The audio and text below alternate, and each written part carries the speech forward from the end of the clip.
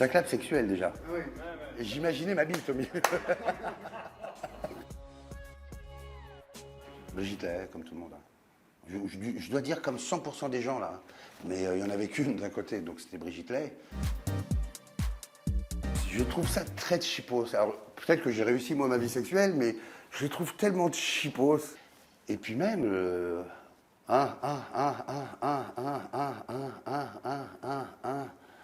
y a un moment, le maquillage il tombe, elle est chum.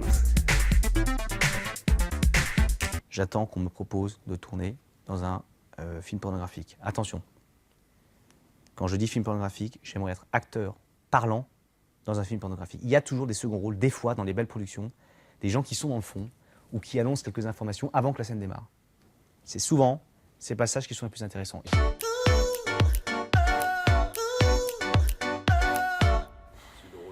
Je fais semblant de réfléchir, mais non, je fais semblant de réfléchir à la question. Est-ce que je baiserai devant 40 personnes pour ensuite que le film soit vu par plusieurs centaines de milliers de personnes? Non. Sourire, tout de suite. Tout de suite sourire, fascination, interdit. Il y avait une forme de mystère en tout cas. Pour moi, c'était une émission qui me fascinait parce que tout le milieu du porno, c'était totalement mystérieux et hyper opaque. Arrêtons les villas de luxe. On parlait des villas de luxe tout à l'heure. Arrêtons trop de villas de luxe, de canapés en sky. Là, il faut changer, les gars. Et au niveau des décors, putain, surprenez-nous, quoi. Surprenez-nous un peu, enfin, quelque chose de... Tu vois, Gravity, quoi. Voilà. Dans l'espace. Paf! Là, tu voyages. Et puis, imagine, possibilité physique. Tu voles dans l'espace, tu sais pas ce qui se passe. T'arrives, paf, tu te prends une bille dans l'œil. Ça, c'est fou. Ça, c'est dingue. Non, mais tu vois... Moi, ce que j'adore, c'est par exemple la nuit, je fais un rêve, je me réveille à moitié et je prolonge mon rêve jusqu'à avoir une excitation. Ça c'est quelque chose que je pratique régulièrement et que j'adore parce que on est semi-conscient et on peut se laisser emporter par quelque chose qui nous appartient parce que nos rêves, ça parle quand même de nous. Puis on va un peu plus loin et on atteint l'extase. Je fais l'annonce, voilà, s'il y a des extraterrestres qui regardent Canal+, faites-moi signe, je suis preneuse. Enfin, je suis à prendre, plutôt.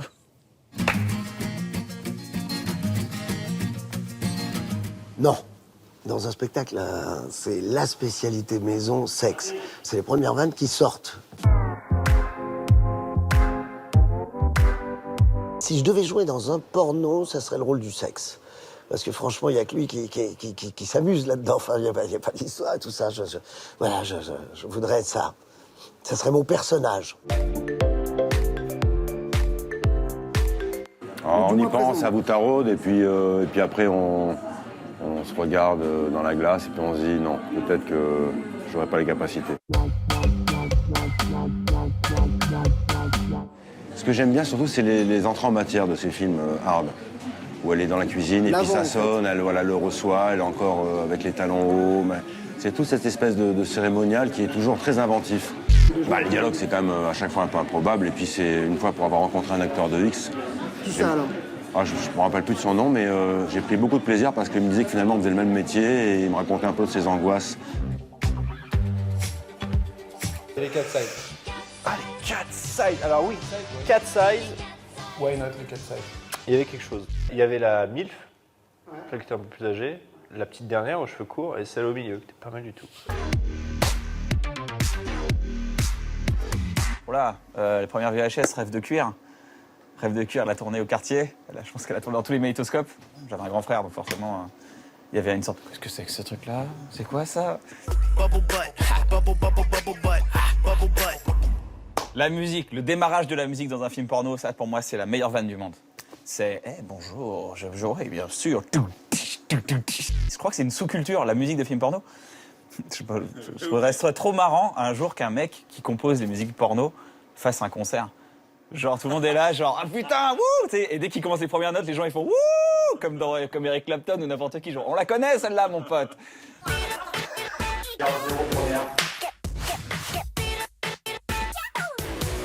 Je me souviens que quand j'étais très très jeune, d'être tombé amoureux de l'épouse de Marlon Brando dans Les Révoltés du Bounty. J'ai souvenir de cette femme, tu vois, là j'ai eu un émoi, j'étais amoureux, quoi. C'est les séquences de comédie absurdes dans les années 70-80, où c'est tiré par les cheveux, où tout le monde joue mal, où les décors sont invraisemblables. Cette forme de cinéma-là, qui est très intéressante parce qu'elle est très inspirée du cinéma 70s, donc des films de Sautet, des films de Bebel, des films de Delon. Ils essayent tous, même les acteurs, si tu veux, dès qu'ils ont de la comédie, en fait, montrer leur bite et tirer, ils s'en foutent. Ce qu'ils veulent, c'est être un peu quand même comme des héros de cinéma. Ça, je trouve ça, je te dis, à la fois au premier degré con, mais au deuxième, sublime. Je mime une fellation, en fait, qui est assez suggestive. Et je sais pas, et je m'auto-baise aussi. Je crois que les femmes sont des sentimentales, et après, dès qu'elles ont joué 3 fois, elles deviennent amoureuses, donc leur rapport au porno est pas le même, en fait.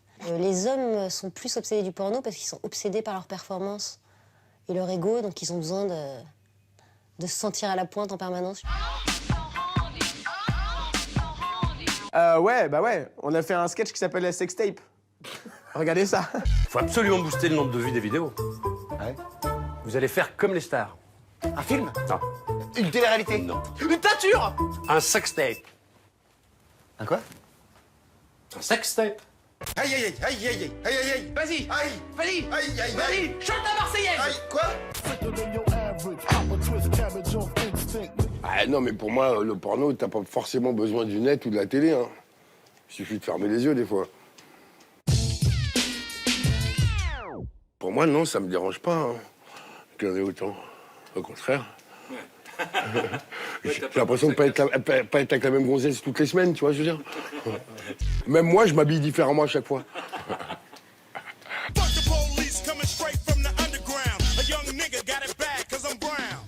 Attends, il faut que tu comprennes un truc. C'est que moi, je regarde pas les films. Hein. Moi, je mets une scène, bim, et puis salut, quoi. Ah non, je suis incapable de rester devant un film de cul, quoi. Ça me fatigue. Alors, c'est Bigard. Je dirais, c'est à cause de, tant pis, hein, je le dis, de Canal+. En montant le son, c'est crypté, mais on arrive à comprendre des mots quand même. Que tu montes bien le son, tu vois, t'entends, ça fait... D'ailleurs, je vois bien quand il la retourne, ça fait... C'est trop gros, c'est trop gros, c'est trop gros. C'était dans un avion à 30 000 pieds. J'étais sur un vol américain et ils ont montré The Last Picture Show de Peter Bogdanovich. Je sais pas, j'avais 14 ans, 13 ans. Et il y avait Sybil Shepherd qui enlève sa chemise. Et là, ouais, c'était là. C'est passant, hein. Il n'y en a pas une qui me reste en tête. C'est pas fait pour l'appréciation long terme.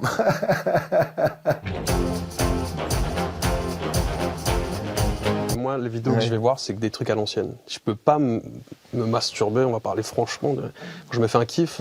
On va parler franchement, mais avec des mots polis. Quand je me fais un kiff, je vais pas me branler sur un truc. Les actrices du moment, les machins, je connais même pas leur blase. Moi, je suis resté bloqué à l'époque des Tabata Cash, des trucs, les Zara White, Moi, je regarde beaucoup de hentai, de mangas érotiques. Et du coup, des fois, il y a des trucs, c'est n'importe quoi. Et des fois, je me dis, c'est limite, là, je sais pas où j'en suis. C'est ce que cette pieuvre avec des tentacules en forme de bite m'excite vraiment, je ne sais pas.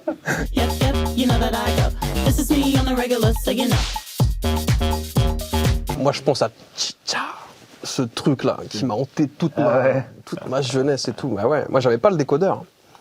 Le journal du Hard, c'était le Graal. C'est vrai qu'à l'époque, quand c'était tellement mal crypté, on pouvait regarder le journal du Hard. Et moi, j'ai enregistré la blague de faire comme ça. Films de boule en crypte. Moi, ça m'arrive d'enregistrer des films de cul en crypte. On voyait grave bien, ça suffisait largement. Je pense qu'ils en faisaient exprès pour que les gens disent putain, ça a l'air bien quand même.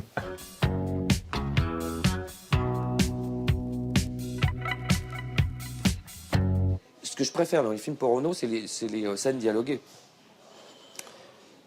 Il y a quelquefois, il y a des trucs d'anthologie, quoi. Il n'y a pas grand suspense, hein. Mais moi, ça me fait marrer. Une bonne pipe, de toute façon, j'en suis convaincu, est beaucoup plus efficace qu'une séance chez le psy. Voilà.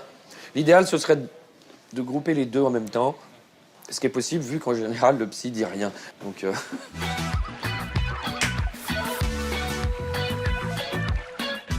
Et quand j'avais 16 ans, je répondais à des tests BIBA, êtes-vous clitoridienne ou vaginale? Et j'étais là genre merde, je sais pas, j'en sais rien, j'ai pas d'orgasme de toute façon, donc voilà, je savais même pas. Et j'aurais aimé qu'on me dise ça à 16 ans.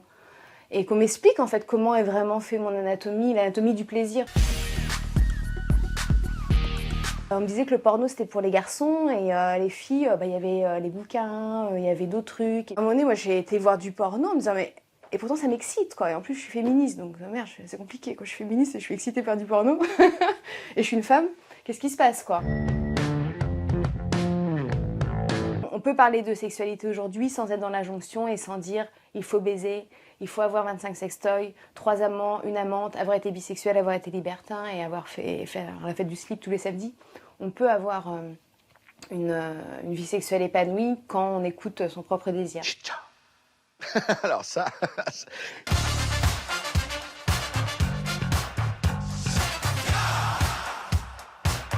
Si je suis tout à fait honnête, pour faire des petites confidences, à la maison, mon grand-père a 2-3 cassettes que j'ai fini par trouver. donc j'ai dû voir des films de cul assez tôt quand même. Je sais que ça m'a juste complexé à vie par rapport à la taille du sexe. C'est-à-dire que ça, j'aurais jamais dû regarder un film de cul trop tôt, parce qu'évidemment, quand on grandit, on dit bah forcément ça ressemble pas à ce qu'on a vu dans les films. Hein. Toute ma jeunesse, quand je me baladais sur les Champs-Élysées, il y avait à l'époque toujours diffusé en haut des champs Emmanuel. Donc un jour, j'ai pu enfin me procurer une cassette VHS du film Emmanuel. Et effectivement, ça m'avait un peu émoustillé quand même. Celui qui m'a fait le plus rire, c'est Penetrator, qui est le remake donc, de Terminator, enfin le remake, la parodie de Terminator. Et en fait, il cherche Sarah Connor. Et quand il ouvre la porte, il fait Sarah Connor, elle dit oui. Et là, il l'attrape. Et après, quand il joue à l'extérieur, il y a comme dans les lunettes, il dit ah, opération ratée parce qu'il n'a pas joué où il fallait pour mettre enceinte Sarah Connor. Moi, ça me fait rire. Bon, je suis bon spectateur. Celui-là est très drôle, je le recommande. Très tôt, j'ai su que j'étais hétérosexuel, j'avais ce problème. Notamment quand ma mère regardait Angélique Marquise des Anges avec le rectangle blanc et me disait d'aller me coucher. Et moi, sur la pointe des pieds, j'allais et j'entendais Angélique se faire fouetter par le sultan. Bizarrement, j'aimais bien cette situation. Une très jolie blonde attachée. Comme ça, je sais pas, ça m'a troublé. J'ai vu beaucoup de films à l'époque sans décodeur. Et donc, j'ai été éduqué à regarder des scènes de sexe avec ce bruit. Maintenant, même quand je fais l'amour en vrai, avec des vraies personnes, j'ai toujours un petit peu envie d'entendre le... Ça me manque. Mon père, regarde. Salut papa. Voilà, je peux lui dire bonjour. On filme.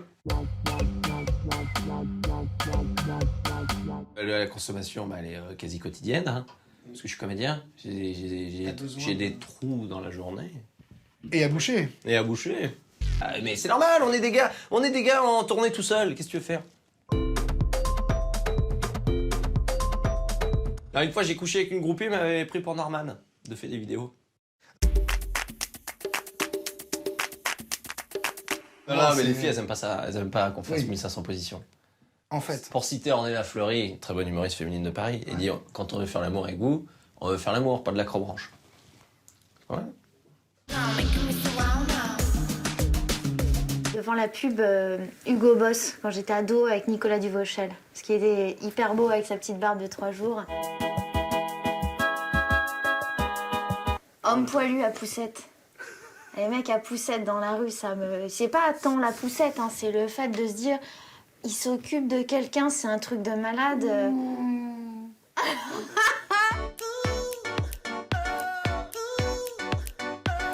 Quand je découvre les joies de la masturbation, c'est génial. Mais en même temps, je m'éveille à une sorte de mystique et je me pose la question, est-ce qu'il faut que je me masturbe avant ou après? Est-ce que je fais la prière avant ou après la masturbation du soir? Parce que du coup, la masturbation du soir était devenue un rite quotidien. Et j'avais décidé que je faisais la prière après, comme ça, ça pouvait absoudre un peu le truc. Et mes fantasmes, c'était les mères de mes copains. Je viens de réaliser ce que je viens de dire. Tant pis, c'est fait, c'est dit. Le sexe qui parle. Parce que ce mystère. Et ça m'a régalé. Pourquoi ça m'a régalé? Parce qu'on est dans les années 70, parce que la musique est géniale. C'est du vrai funk et tout ça. Le sexe, il a une voix, il émet des sons. Et pour le coup, on était presque dans Russ Meyer. Et ça, c'était sympa. J'aime bien ce porno 70 californien avec les filles un peu bien en chair. J'ai voulu mettre une cassette de Maman, j'ai raté l'avion. Et dessus, je crois que c'était le journal du Hard, justement, qui était enregistré. J'ai vu un homme sur une plage avec au moins 7 filles qui mettaient leur langue. Et... Moi, c'était sur Gigi. Quand j'étais petit, que je regardais Club Dorothée. Quand elle se transformait. Elle se transformait, on la voyait un peu dénudée, alors ça me chauffait un peu. Moi, c'était avec dans Chéri, fais-moi peur. Daisy avec son petit short en jean. Ah ouais. Bah ouais. Moi, j'ai vécu un moment capital, c'est l'année 1972, où toutes les actrices françaises ont commencé à se déshabiller au cinéma. Et je suis devenu cinéphile, fatalement. Serait-ce pour avoir le plaisir de découvrir Romy Schneider, Jane Birkin. Tout, à un moment ou à un autre, se déshabillait comme dans la vie. C'est-à-dire que je n'avais pas l'impression que c'était le cinéma qui était comme ça, c'était la vie. Mademoiselle O'Murphy, peint par Boucher, qui représente une jeune fille ravissante, allongée sur un canapé. Et là, tout à coup, en la voyant, j'ai trouvé que la peinture me faisait quelque chose que le cinéma, par exemple, ne m'avait encore jamais fait, et je me suis intéressé à la peinture. On regarde la pornographie comme on regarderait du catch. C'est-à-dire, c'est une manière un peu caricaturale, surjouée, virtuose, acrobatique de la sexualité.